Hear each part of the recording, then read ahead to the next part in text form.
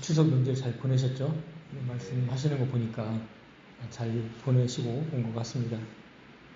예전에는 명절 때가 되면 동네가 굉장히 시끌벅적했던 걸로 기억이 납니다. 그런데 요즘은 옛날과는 다르게 명절이 아닌 것 같은, 그렇게 굉장히 조용하게 동네가 그렇게 이제 시간을 보내는 것 같아요.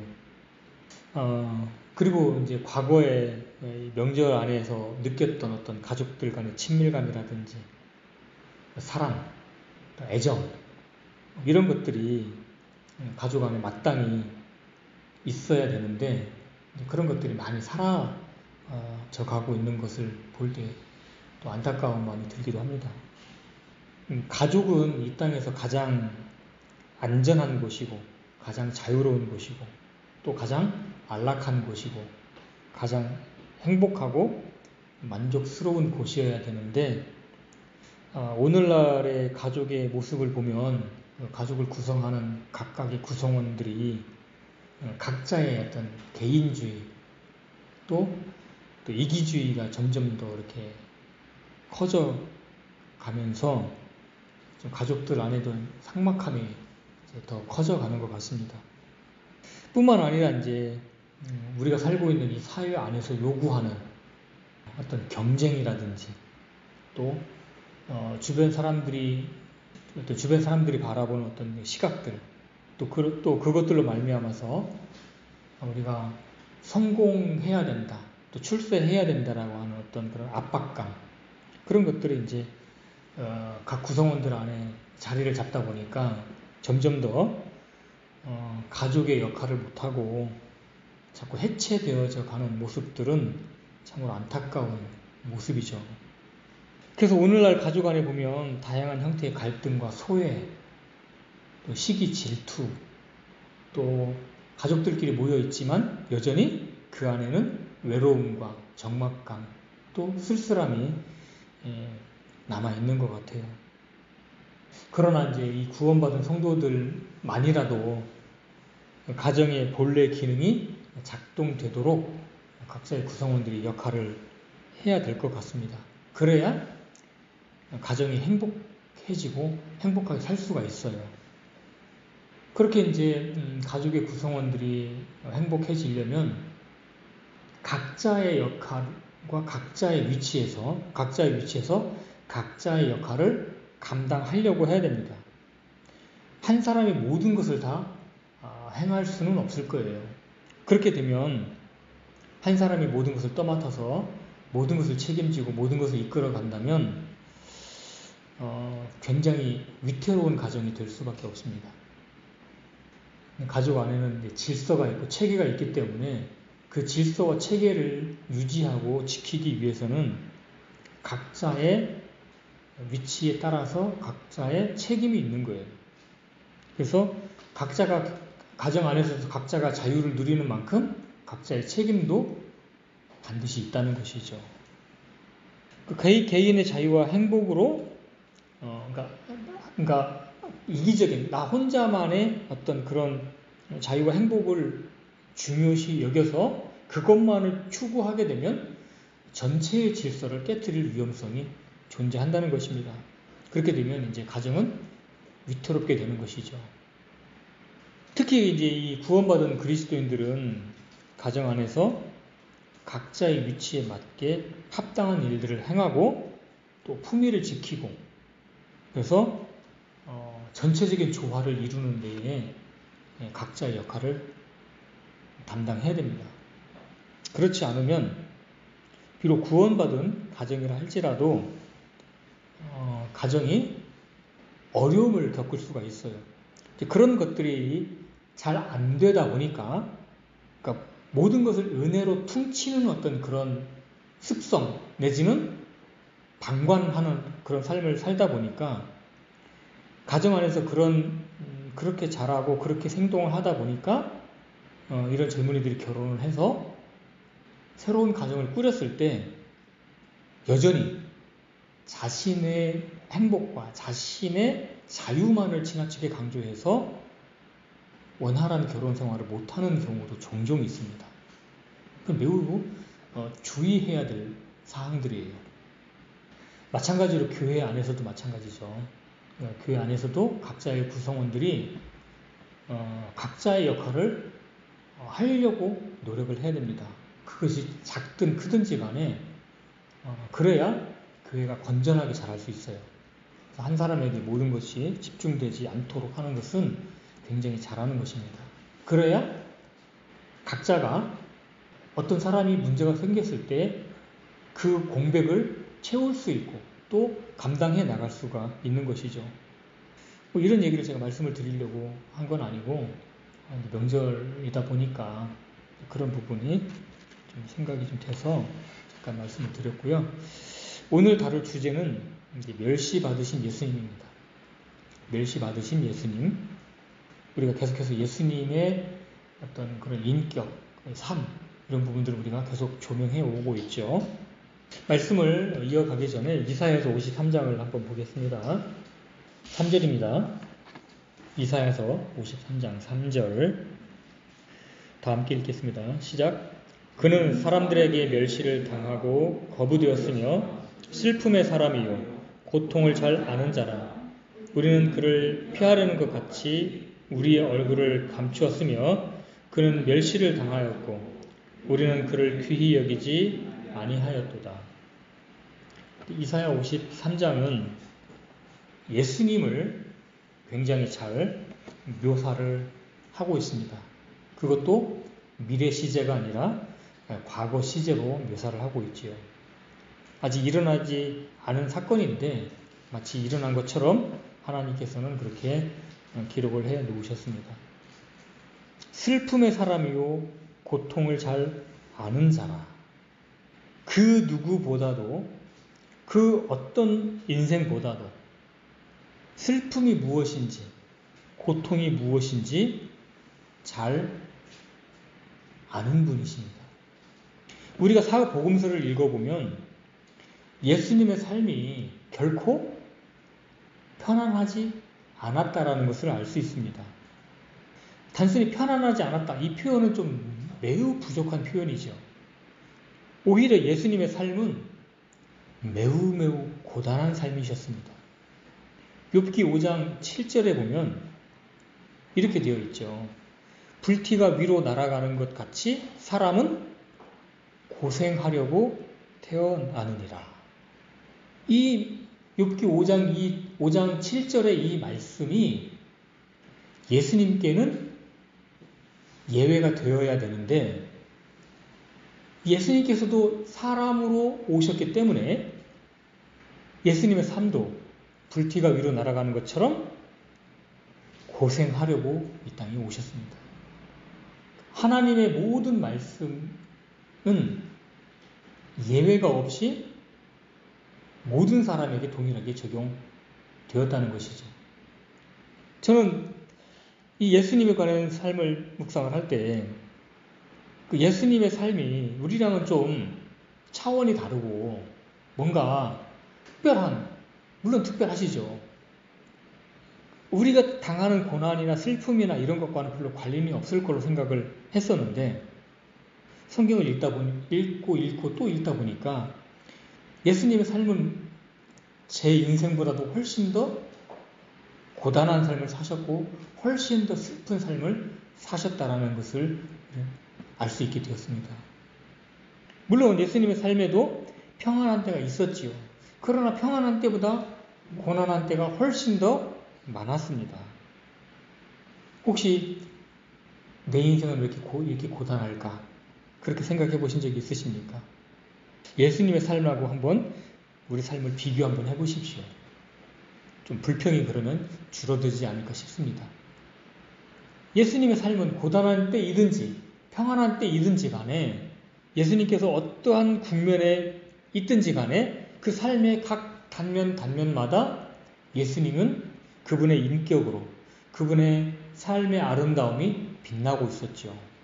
빛나지 않은 때가 단 한 번도 없었습니다.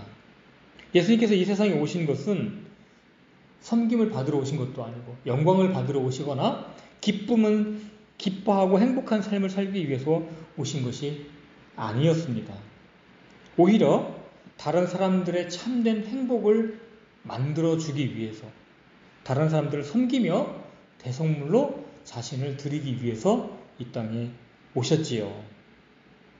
오늘 본문의 말씀처럼 사람들에게 멸시를 당하고 거부를 당하셨고, 그래서 참으로 슬픔의 사람이요 고통을 매우 잘 아는 분이 되셨습니다. 그런데 예수님께서 잠시 사람들의 영광을 받으신 적도 있었지요.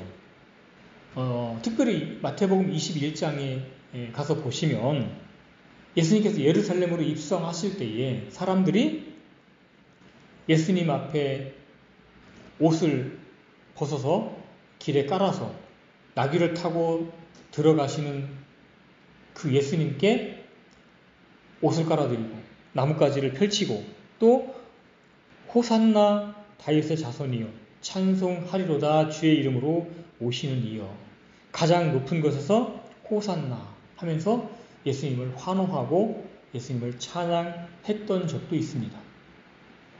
그러나 며칠이 채 지나지 않아서 그 무리는 어떻게 돌변했습니까? 예수님을 십자가에 못 박으소서 하면서 그 무리가 돌변했지요. 이처럼 모든 인생에게 일어나는 일들이 슬픔과 때로는 밝은 국면과 행복한 일과 이러한 일들이 두서없이 일어났습니다. 우리 인생에게도 때로는 슬픈 일이 일어나기도 하고 때로는 고된 일들이 발생하기도 하고 예상치 못했던 일들이 일어나기도 합니다. 그러한 일들이 예수님께도 동일하게 일어났다는 것이죠. 우리 인생에서도 항상 어려운 일만 있는 것은 아니죠. 짙은 먹구름이 우리의 인생을 가려서 정말 이제는 여기서 끝장나는구나. 그렇게 두려움이 엄습되는 막다른 골목에 선 것 같은 그런 국면에 접할 때도 있을 것입니다. 그러다가도 정말 해결되지 않을 것 같은 그런 문제가 해결되어서 밝은 빛이 우리를 비추듯이 우리 인생에도 햇빛이 들이오는 그러한 축복을 누릴 때도 있습니다.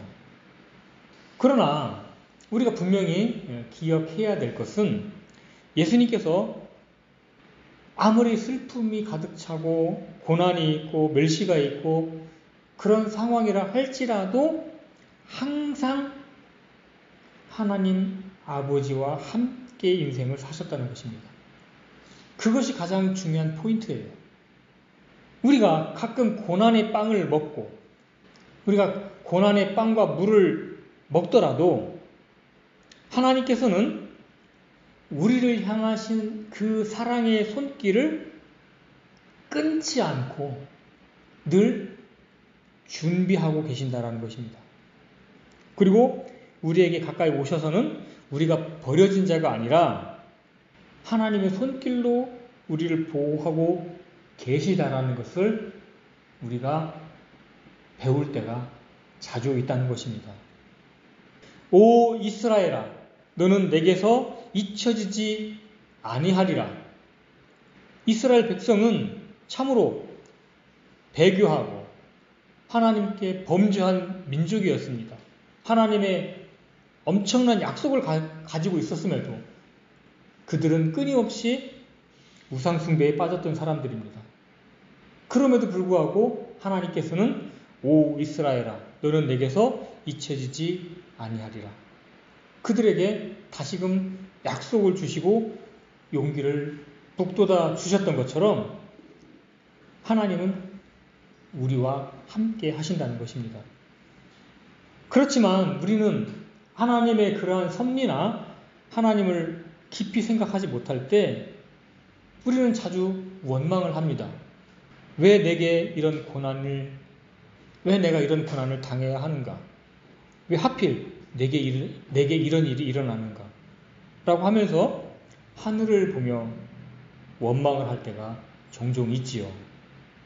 그럴 때에 우리는 예수님께서 사셨던 삶의 단면을 깊이 묵상할 필요가 있습니다. 우리가 고난 당할 때에 예수님을 더 깊이 바라봐야 된다는 것이죠. 근데 안타깝게도 우리가 고난 당할 때 예수님을 바라보지 않는다는 것입니다. 이것이 문제예요. 예수님의 고난은 예외 없이 그리스도인들의 삶을 대표합니다. 뿐만 아니라 예수님의 고난은 그리스도인들의 삶이 어떠할 것인지를 예표하고 있는 거예요. 예언하고 있는 거예요. 우리가 읽은 본문 구절을 묵상하면 우리의 마음은 매우 애절해지면서도 다른 한편으로는 우리 가슴이 큰 축복으로 채워집니다. 우리가 당하는 어려움이나 슬픔이나 문제들은 대부분 우리가 저지른 죄들이나 우리의 욕심이나 또는 우리가 잘못 선택한 결과로 당하는 경우가 대부분입니다. 그러나 예수님께서는 우리가 당하는 것과 같은 그러한 문제나 어려움을 당하실 하등의 이유가 없으신 분이에요. 예수님께서는 아무런 문제가 없고 죄도 없으시고 그분께서는 무언가를 잘못 선택하시는 분도 아니기 때문에 우리처럼 고난을 당할 하등의 이유가 전혀 없으신 분입니다. 그럼에도 예수님께서 그러한 멸시와 거절을 당하신 것은 우리가 저지른 잘못들과 죄들 때문에 그러한 고난을 당하신 것이지요.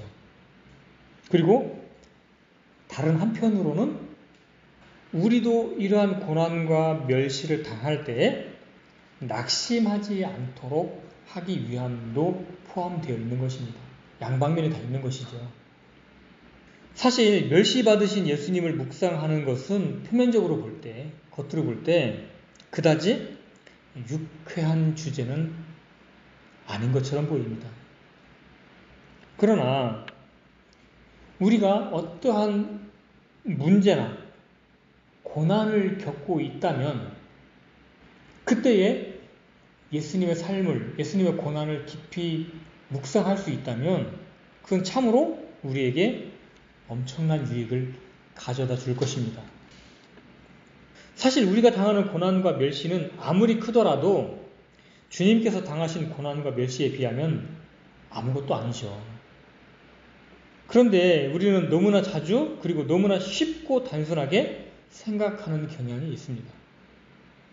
우리 인생에 닥치는 문제나 어려움을 생각할 때 그렇게 쉽게 생각하고 판단하는 경향이 있다는 것이지요.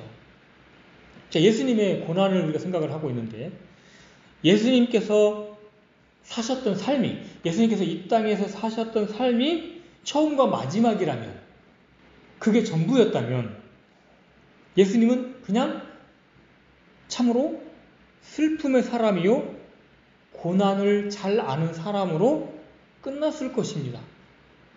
아무런 의미가 없지요. 그러면 만약에 그것이 전부였다면 주님께서 그렇게 오시지 않으셨겠지요. 그 고난 뒤에, 그 고난 너머에 엄청난 영광이 기다리고 있었기 때문에 이 땅에서 삶을 기꺼이 고난과 멸시를 받으신 것이죠. 그리고 만약에 그렇게 고난받는 것으로 처음과 끝으로 끝났다면 예수님의 또 다른 이름인 여호와 라파라는 이름은 제거되었을 것입니다. 예수님의 또 다른 이름이신 여호와 라파. 라파는 무슨 뜻입니까? 라파는 치료하다라는 뜻입니다. 주님께서 친히 쓰디쓴 인생의 삶을 사셨고 그래서 쓰라린 인생을 온전히 치료하실 수 있는 능력을 갖고 계신 것이죠. 마라의 쓴물을 단물로 치료하신 것처럼 마라의 쓴물처럼 써서 도저히 마실 수 없는 우리 인생, 그러한 인생을 능히 단물로 바꾸실 수 있는 것은 우리 주님이 우리의 쓴 인생을 대신해서 형벌을 받으셨기 때문이며 또 인생이 쓰고 슬프고 고통스럽다라는 것을 몸소 체험하셨기 때문에 우리를 긍휼히 여기실 수 있고 우리를 위로하시며 치료하실 수 있다는 것입니다. 그래서 예수님의 또 다른 이름은 여호와 라파이시죠. 우리를 치료하시는 하나님이십니다. 그렇기 때문에 우리는 주님을 바라봐야 됩니다. 자, 히브리서 12장 2절로 3절입니다. 다 함께 읽겠습니다. 시작. 우리의 믿음의 창시자요 또 완성자이신 예수님을 바라보자. 그분께서는 자기 앞에 놓인 기쁨으로 인해 십자가를 견디사 그 수치를 멸시하시더니 이제 하나님의 왕자 오른편에 앉으셨느니라. 죄인들이 자기를 대적하여 이처럼 거역한 것을 견디어내신 분을 깊이 생각할지니 이것은 너희가 너희 생각 속에서 지치고 기진하지 아니하게 하려 함이라. 우리가 예수님을 제대로 바라본다면 이 히브리서 기자가 우리에게 말씀하고 있는 것처럼 기진하지 아니하고 힘을 낼 수 있다는 것입니다. 우리가 고난에서 승리할 수 있는 방법은 예수님께서 자기 앞에 놓인 기쁨으로 십자가를 견디신 것처럼 이 땅에서의 삶이 전부가 아니고 영원한 관점에서 우리 인생을 바라볼 줄 알아야 되는 것이지요. 창조주신 분께서 참 인간의 삶을 사신 방법을 바라봐야 되는 것입니다. 영원하신 하나님께서 인간으로 오셔서 사신 삶을 바라봐야 우리가 승리할 수 있다는 것입니다. 그래서 주님께서 보여주신 그 본을 따라 걸어가려고 할 때 우리는 주님을 더 이해할 수 있고 우리가 주님을 더 닮은 사람으로 바뀔 것이라는 것입니다. 예수님께서 멸시를 받으신 이유가 무엇입니까? 예수님은 세상에 계셨지만 세상에 속하지 않았기 때문입니다. 세상에 속하지 않을 뿐만 아니라 세상의 행위들이 악하다고 증언하셨기 때문에 그렇죠. 요한복음 7장, 다 아시는 말씀인데 한번 찾아보겠습니다. 요한복음 7장 7절. 세상이 너희는 미워하지 못하나 나는 미워하나니 이는 내가 세상에 대하여 증언하되 곧 세상의 행위들이 악하다고 증언하기 때문이라. 만약에 우리도 우리 주변에 있는 사람들에게 그들의 악함과 그들의 잘못을 지적한다면 그리고 그들의 잘못된 결과가 영원한 멸망이라는 것을 이야기를 한다면 우리 역시 증오와 배척의 대상이 될 것입니다. 물론 그러한 지적을 하기 전에 예수님께서 그렇게 사셨던 것처럼 우리는 거룩한 삶을 먼저 보여야 할 것입니다. 그렇지 않으면 네가 뭔데 네 삶이나 똑바로 살아라 라고 하는 역공을 받게 될 것이기 때문에 그렇죠. 다시 말해서 우리가 이 세상에 속한 자들이 아니라는 것을 드러낼 때 세상은 우리를 배척할 것입니다. 세상은 우리를 대적할 것이죠. 자, 뒤로 넘겨서 요한복음 15장 19절 보겠습니다. 요한복음 15장 19절. 너희가 세상에 속하였으면 세상이 자기 것을 사랑하였으리라. 그러나 너희가 세상에 속하지 아니하고 도리어 내가 세상에서 너희를 택하였으므로 세상이 너희를 미워하느니라. 아무도 자기 것을 미워하는 사람은 없죠. 우리가 세상에 속해 있다면 세상은 우리를 사랑할 것입니다. 그러나 우리가 세상에 속하지 않았기 때문에 세상이 우리를 미워하는 것이죠. 자, 17장도 보겠습니다. 뒤로 넘겨서 17장 14절. 내가 아버지의 말씀을 그들에게 주매 세상이 그들을 미워하였사오니 이는 내가 세상에 속하지 아니하는 것 같이 그들도 세상에 속하지 아니하기 때문입니다. 성도들은 방금 이 말씀처럼 말씀과 또 예수님에 의해서 그리고 성령님에 의해서 세상으로부터 구별된 자들입니다. 세상으로부터 불러냄을 받은 무리이죠. 또 18절의 말씀처럼 예수님에 의해 세상에 보내진 자들입니다. 그러므로 예수님께서 세상에 속한 분이 아니듯이 성도들 역시 세상에 속한 자들이 아닌 것이죠. 그래서 우리는 이 세상에서 나그네요 순례자들로 살아갑니다. 이 세상에 속한 자들로 살아가는 것이 아니죠. 예수님께서 하늘로부터 보내심을 받아 이 땅에 오신 것처럼 우리 역시 하늘로부터 보내심을 받은 자들로 살아야 되는 것입니다. 마치 다른 나라로 보내진 대사가 그 보내심을 받은 그 다른 나라에서 살고는 있지만 그 나라에 속한 사람은 아니죠. 그 대사는 본국에서 보내진 사람이기 때문에 본국에 속한 사람이고 본국의 지시를 받아 살아가는 사람입니다. 그처럼 성도는 이 땅에서 세상에 물들지 않고 하늘의 생활 방식으로 살아가는 매우 특별한 자들이어야만 한다는 것입니다. 자, 요한복음 17장 15절로 17절 제가 읽겠습니다. 나는 아버지께서 그들을 세상에서 데려가라고 기도하지 아니하오며 다만 그들을 악에서 지켜주시라고 기도하나이다. 내가 세상에 속하지 아니하는 것 같이 그들도 세상에 속하지 아니하나이다. 아버지의 진리로 그들을 거룩히 구별하옵소서. 아버지의 말씀은 진리입니다. 우리가 구원받은 다음에 하나님께서 우리를 하늘로 바로 데려가지 아니하시고 이 땅에 남겨두시고 다만 우리를 악에 물들지 않도록 기도하고 계신 예수님을 볼 수 있습니다. 그래서 우리는 하늘로부터 보내심을 받은 자들로 하늘의 생활 방식으로 살아가는 자들이어야 하는 것이지요. 그런데 하늘의 생활 방식 사는 방법이 무엇입니까? 아버지의 말씀, 진리의 말씀대로 살아가는 것입니다. 그래서 이 진리의 말씀이 우리를 거룩히 구별해 주는 것입니다. 예수님께서 세상의 비방거리가 되신 것은 이처럼 진리를 말씀하셨기 때문에, 진리대로 행하셨기 때문에 그렇게 세상으로부터 멸시와 고난을 당하신 것입니다. 만약 우리에게 고난이 없다면 예수님처럼 영적이고 또 순수하고 거룩하고 성경적인 진리를 전하지 않기 때문에 그럴 것입니다. 진리를 드러내지 않기 때문에 오히려 세상적인 일들과 육신의 일들로 고민하고 스스로 어려움을 만들면서 살고 있을 수도 있습니다. 그러나 우리가 명백히 알아야 될 것은 이 모든 것들은 지나가는 것입니다. 세상도 그 정욕도 사라질 것입니다. 오직 하나님의 말씀과 그 말씀을 지켜 행한 것들만 영원히 남게 될 것입니다. 예수님께서 이 세상에서 멸시와 고난을 당하셨지만 앞에 놓인 기쁨을 위해서, 앞에 놓인 영광을 바라보시고 그렇게 이 세상에서 진리를 드러내면서 사셨던 것처럼 우리 역시 그러한 관점으로 살아야 된다는 것이죠.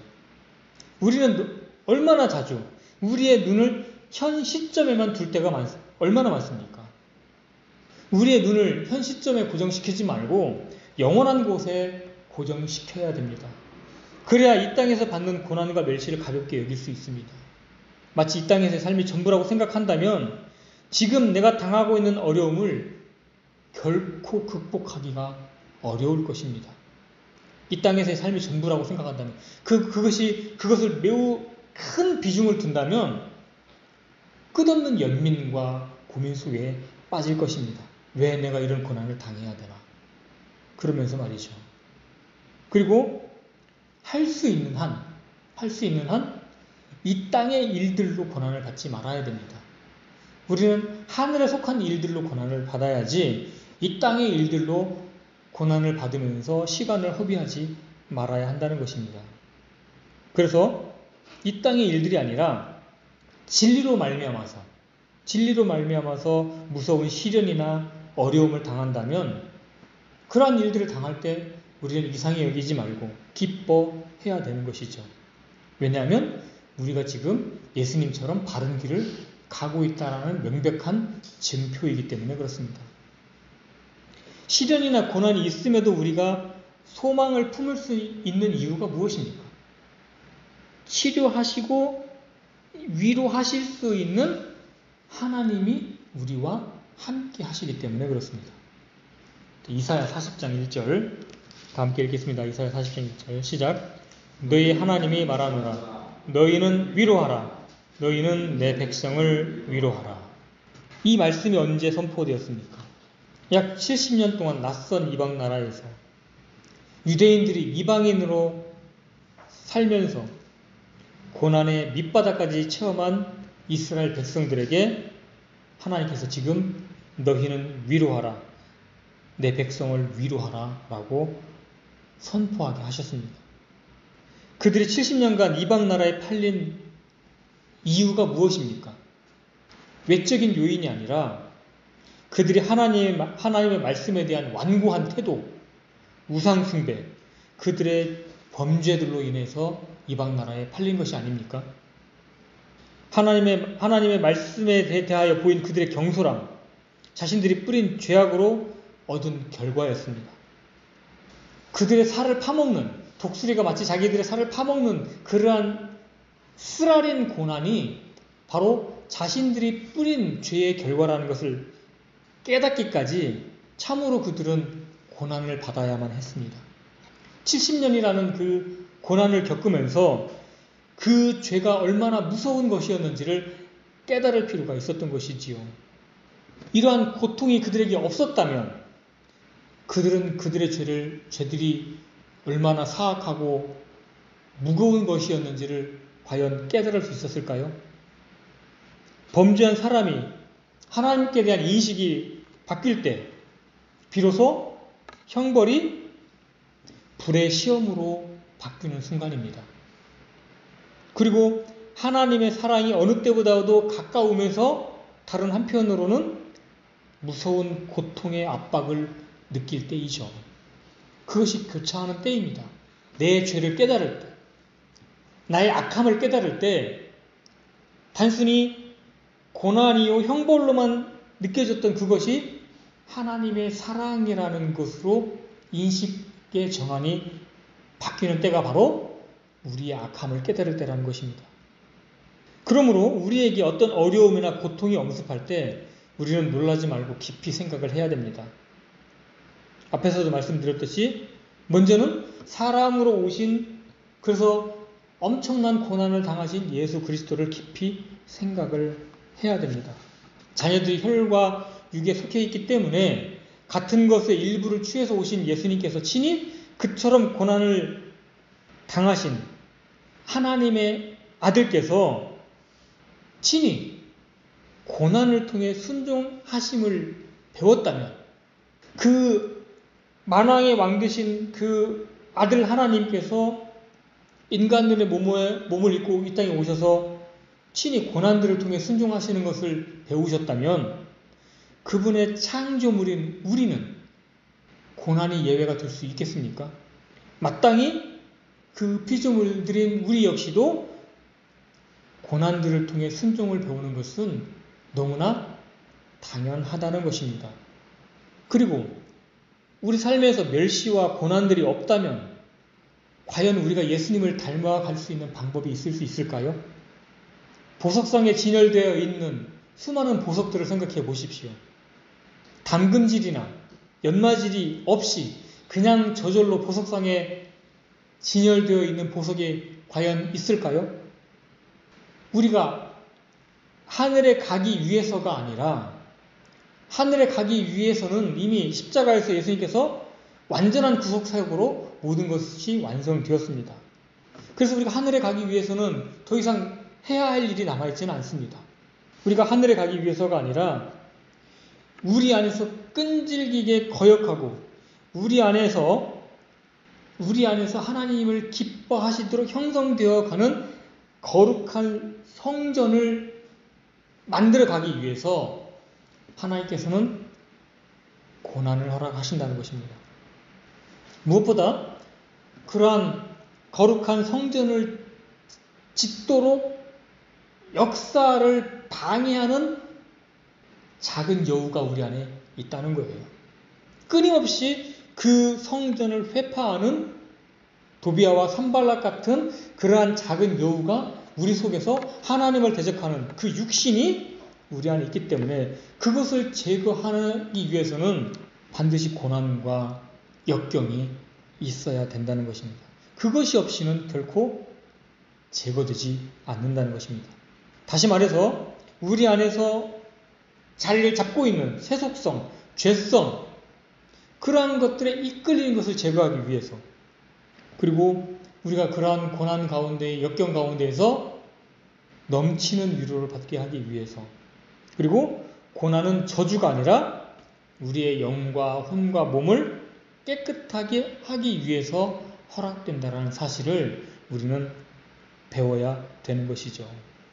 그리고 이미 앞서가신 예수님께서는 참 인간으로서 영광과 존귀로 관을 쓰신 것을 통해서, 다시 말씀드려서 고난을 통해서 받으신 그 영광과 존귀를 우리에게 보여주심으로 우리가 마땅히 그 길을 걸어가는 것이 복되고 아름다운 것이라는 것을 우리에게 당근으로 보여주시는 것입니다.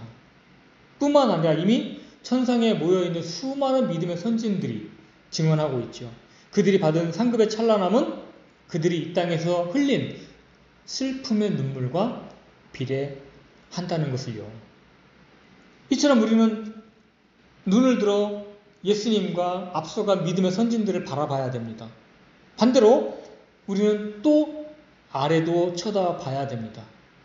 원래 우리가 따랐던 마귀와 그 영적인 결과를 우리는 목도해야 되는 것이죠.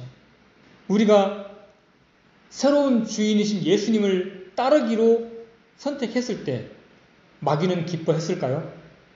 결코 그렇지 않겠죠. 우리가 예수님을 믿는 그때부터 우리의 이름은 추방자의 명단에 올랐을 것입니다. 그리고 하나님을 신뢰했던 욥을 증오하며 무자비하게 공격했던 것처럼 마귀는 우리를 증오하며 우리를 향해 공격을 퍼붓기 시작할 것입니다. 그래서 우리가 그러한 고난이 싫어서, 그러한 역경이 싫어서 우리가 육신대로 세상의 정욕대로 살아간다면 마귀가 우리를 기뻐할까요? 마귀가 우리를 도와줄까요? 이미 우리의 신분이 바뀌었기 때문에, 우리의 신분이 이미 하늘에 속한 사람으로 바뀌었기 때문에 어찌하든지 간에 우리를 철저히 망가뜨려서 아주 부끄럽게 우리를 만신창이로 만들려고 할 것입니다. 그렇기 때문에 우리는 다른 길이 없습니다. 반드시 주님과 믿음의 선진들이 걸어갔던 그 길을 따라가야만 한다는 것입니다. 그리고 우리는 우리가 살고 있는 주변도 살펴보아야 합니다. 우리 삶의 주변을 살펴보라는 말의 의미가 이 세상의 삶을 동경하라는 그런 의미는 아닙니다. 우리가 보는 세상의 정체를 맑은 정신으로 바라보아야 한다는 것입니다. 주님을 십자가에 못 박았던 그 세상은 지금 주님께서 다시 이 땅에 오신다 할지라도 예수님을 십자가에 못 박을 그 세상과 전혀 다르지 않다는 것입니다. 예수님께서 살아계셨던 그 악한 세상이나 지금 우리가 살고 있는 그 세상은 동일하게 악한 자에 처해져 있는, 악한 자가 다스리는 악한 세상이라는 거예요. 더러움이 가득한 세상이라는 것입니다. 그래서 분명히 직시해야 되고, 그래서 우리는 이 세상과 구별된 삶을 살아야 된다는 것이죠. 만약 우리가 주님께 속해 있고 이 세상에 속해 있지 않다면 분명 세상은 우리를 싫어할 것입니다. 세상이 우리를 사랑할 리 없지요. 그때 예수님께서 살아계셨을 그때 당시에 세상은 예수님을 향해서 무엇이라고 했습니까? 그때의 세상은 예수님을 바알세북이라고 했습니다. 그처럼 지금의 세상도 우리를 향해서, 우리가 주님을 따라간다면 우리를 향해서 바알세북이라고 그렇게 부르며 우리를 그렇게 취급할 것입니다. 그러므로 우리는 반드시 다른 길을 찾지 말고 오직 성경에서 보여주는 길을 따라가도록 노력해야 되는 것이죠. 우리가 보기에 아무리 좋아 보여도 다른 길은 우리를 복되게 할 수 없습니다. 반드시 기억해야 됩니다. 주님께 소망을 두는 자에게는 반드시 위로가 옵니다. 다시 말씀드립니다. 소망을 주님께 두는 자는 반드시 위로를 받습니다. 왜냐하면 오직 주님만이 참된 위로자이시요 치료자이실 뿐만 아니라 우리와 권능으로 함께 하시는 분이기 때문에 그렇습니다. 앞에서도 말씀드렸듯이 여호와 라파이신 분입니다. 하나님이 아닌 다른 것으로부터 위로를 구하지 않는 것이 좋습니다. 가혹한 시련과 고난이 있는 곳마다 우리가 고난을 당하는 곳 그곳에 반드시 풍성한 위로가 있다는 것입니다. 가끔은 하갈이 가까운 곳에 있는 우물을 보지 못하고 방황했던 것처럼 우리의 눈이 가려져서 그것을 당장은 찾지 못하고 허공을 헤매일 때가 있지만 우리가 분명히 알 수 있는 것은 하나님께서는 자신의 자녀들이 위로 없이 버려지는 것을 결코 허락하시는 분이 아니라는 사실입니다. 그리고 고난이 크면 클수록 슬픔이 크면 클수록 우리를 위로하는 위로와 기쁨은 그것에 비례해서 넘쳐난다는 것입니다. 참된 위로는 오직 하나님께로부터 나옵니다. 천사들에게 하나님께서 많은 일을 맡기셨습니다. 그러나 위로하는 일을 천사들에게 맡긴 적이 없어요. 성도들을 위로하시는 특권은 오직 하나님께만 있습니다. 신약에서는 그 일을 직접 하시는 분이 바로 성령님이시죠. 성령님의 또 다른 이름은 바로 위로자이시기 때문에 그렇습니다. 구약에서도 자신의 백성을 위로하실 때는 하나님께서 직접 하셨습니다. 자, 이사야서 51장 보겠습니다. 51장 12절 다 함께 읽겠습니다. 시작. 나 곧 내가 너희를 위로하는 자이거늘 너는 누구이기에 죽을 사람을 두려워하며 풀같이 될 사람의 아들을 무서워하느냐. 나 곧 내가 너희를 위로하는 자거늘. 참된 위로자는 하나님이십니다. 성도를 위로하시는 분은 하나님이시다는 것이죠. 자, 뒤로 넘겨서 66장 13절도 보겠습니다. 어머니의 위로를 받는 자 같이 내가 너희를 위로할 터인지역 너희가 예루살렘에서 위로를 받으리니. 이처럼 위로는 하나님께로 오는 것입니다. 이러한 하나님의 위로의 말씀이 선포된 때가 언제였습니까? 이스라엘이 말할 수 없는 고통 가운데에 있을 때에 이 말씀이 선포되었습니다. 이러한 위로의 말씀의 원천은 하나님이셨지만 이 말씀이 전해지는 것은 중재자를 통해서 전달되었습니다. 구약에서는 대언자들을 통해 인간의 언어로 백성들에게 전달하게 하셨습니다. 신약에서는 성령님, 그리스도를 통해 우리에게 전달되게 하시는데 무엇보다 기록된 말씀을 통해서 우리에게 전달해 주시죠. 그런데 이러한 사실을 사도 바울이 고린도 교회에 서신을 보내서 설명했듯이 오늘날에도 기록된 하나님의 말씀을 잘 설명하는 설교자들이나 지역 교회 안에 세워진 감독들 또는 지체들을 통해서 위로가 선포되기도 한다는 것입니다. 자, 고린도후서 1장 5절. 고린도후서 1장 5절. 다 함께 읽겠습니다. 시작. 그리스도의 고난이 우리 안에 넘치는 것 같이 우리의 안에도 그리스도로 말미암아 넘치는도다. 고난이 있는 것뿐만 아니라 위로도 있다는 것입니다. 그래야 살 수가 있지요. 이렇게 하나님께서 우리에게 보내신 위로는 그 위로의 원천은 바로 하나님 자신입니다. 그러나 그 위로는 다양한 모습으로 우리에게 다가올 때가 있습니다. 가장 먼저는 기록된 말씀을 통해서 오지요. 그리고 때로는 우리의 실제적 필요가 채워지는 것을 통해서 오기도 합니다. 예를 들면 사도 바울이 그랬던 것처럼 디도가 오는 것을 고대했지요. 디도가 오는 것으로 그 위로를 받기도 합니다.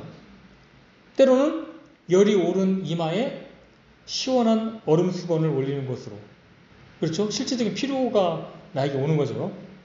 때로는 사랑이 담긴 과일 바구니 하나로 우리가 위로를 받기도 합니다. 때로는 하나님의 임재하심을 내가 체험함으로, 내가 경험함으로 하나님 나와 함께 계신다는 어떤 확증 이런 것을 통해서 위로를 받기도 합니다.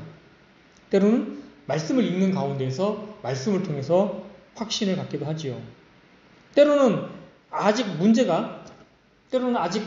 문제나 고난이 끝나지 않았음에도 불구하고 하나님의 약속에 대한 믿음으로 위로를 받기도 합니다. 때로는 우리가 바라고 바랬던 그 문제가 확실히 해결되는 것으로 위로를 받기도 합니다. 이처럼 다양한 방식으로 위로가 우리에게 찾아오죠. 분명한 것은 약속의 말씀은 영원히 견고하다는 것입니다.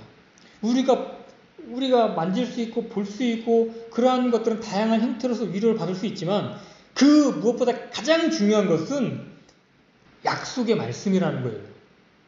모든 것을 창조하시고 약속하신 분은 하나님이시며 그분은 자신의 피로 구속한 백성들을 양처럼 돌보시는 목자이십니다. 사람은 가장 강할 때도 풀의 꽃과 같이 시들 것이지만 하나님의 말씀은 영원합니다.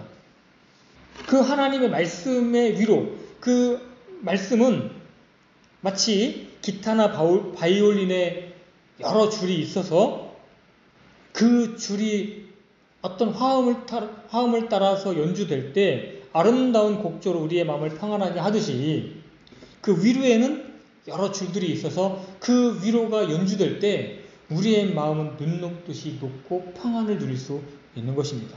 하나님의 말씀은 바로 그와 같은 위로를 우리에게 가져다 주는 것이죠. 깊은 슬픔 중에 있을 때에는 친구의 좋은 말이 위로를 주는 것보다 그냥 자기 옆에 있어주는 그 친구 자체가 있다는 것으로 위로를 받을 때가 자주 있습니다. 그냥 아무 말도 하지 않았는데 그저 옆에 지켜봐주는 친구가 있다면 네가 왜 이런 고난을 당하는지, 또 이 고난을 대처하는 방법이 무엇인지, 또 고난의 결과가 무엇인지 이런저런 이야기에 대해서 아무런 말도 하지 않고 그저 따뜻하게 손 한번 잡아주는 친구의 존재는 큰 위로가 될 때가 있습니다. 이처럼 주님께서 우리와 함께 계시는 하나님으로 인하여 위로를 받는 사람은 복된 것입니다. 어떤 원인, 결과 이런 걸 따지고 묻고 그래서 이렇게 해야 돼 저렇게 해야 돼 라고 막 논쟁하고 그거를 추구하고 그런 차원의 문제가 아니라 비록 이러한 고난과 문제가 있지만 내 옆에 하나님이 계셔. 나와 함께 계시는 그 하나님만으로 위로를 받을 수 있는 사람은 참으로 복된 사람이라는 것입니다. 그분만이 참된 친구요 우리와 영원히 함께 하실 수 있는 분이기 때문에 그렇죠. 그래서 하나님의 또 다른 이름은 여호와 샴마이십니다. 샴마, 여호와께서 거기 계신다는 뜻이죠. 물론 여호와 임마누엘, 우리와 함께 하시는 하나님 그런 이름도 있지만 샴마이신 분, 계시는 분, 그저 그냥 계시는 거예요. 우리와 함께 계시는 겁니다. 그래서 우리 이사야서도 읽어보면 이스라엘 백성들이 하나님께서 함께 고난을 받으셨다고 얘기를 합니다. 함께 고난을 받으셨다고 해요. 사도 바울이 교회를 핍박을 할 때 예수님께서 사울아 어찌하여 네가 나를 핍박하느냐고 했어요. 그 교회는 예수님이 함께 계시는 것을 느꼈는지 못 느꼈는지는 알 수 없지만 예수님은 그 교회가 핍박을 받을 때 함께 하고 계셨다는 것입니다. 자, 성경 한 구절만 읽고 마치겠습니다. 예레미야 애가 3장 57절 다 함께 읽겠습니다. 시작. 내가 주를 부른 그날에 주께서 가까이 오사 이르시되 두려워하지 말라 하셨나이다. 내가 주를 부른 그날에 언제요? 내가 주를 부른 그날에 주께서 가까이 오사 이르시되 두려워하지 말라. 주님은 우리가 주님을 부를 때 주님은 우리에게 가까이 오시는 분입니다. 사실 가까이 오시는 분이 아니라 이미 우리 안에 살고 계셔요. 사시고 계십니다. 이처럼 우리는 이러한 고난과 역경을 통해서 위로받는 법을 배우고 그래서 주님으로부터 받은 그 위로를 우리 마음에 저장해 두었다가 필요한 사람들에게 건네줄 수 있어야 됩니다. 왜냐하면 이 세상에는 위로받지 못한 채 버려져 있는 사람들이 너무나 많기 때문에 그렇습니다. 나의 상처를 싸매 주었던 그 손길을 그들에게도 느끼게 해줄 필요가 있는 것이지요. 예컨대 어떤 사람이, 어떤 형제가 10년 동안 슬픔을 견디는 고난을 당하고 있다고 생각을 해보십시오. 그 10년 동안 주님을 의지하면서 슬픔을 당하고 있는 동안에 분명히 적어도 몇 사람은 주변에서 자기와 비슷한 슬픔을 당하는 사람들을 만나게 될 것입니다. 그러면 자기가 받았던 그 슬픔 중에 있는 그 받았던 위로를 그들에게 말할 수 있을 것이라는 것이죠. 그래서 이사야 40장 1절에서 말씀하셨던 것처럼 너희 하나님이 말하노라. 너희는 위로하라. 너희는 내 백성을 위로하라. 우리는 다른 사람을 그렇게 위로할 수 있어야 되는 것입니다. 인간이 되셔서 인간으로서 멸시받으신 예수님을 생각하십시오. 예수님은 참으로 인간의 성품을 누구보다도 잘 아시고 위로하실 수 있는 분입니다. 주 예수님을 온전히 신뢰하면서 주님의 위로를 받을 수 있는 사람이 참으로 복된 자입니다. 그리고 그 주님은 우리에게 매우 가까이 계십니다. 예수님의 또 다른 이름을 기억하십시오. 여호와 샴마. 주님을 진정으로 부르는 자들이 되어야 됩니다. 주님을 참되게 부르고 정말 주님을 간절히 부르고도 주님을 참되게 부르고도 위로를 받지 못하는 사람은 결코 단 한 사람도 없습니다. 이상 마치겠습니다.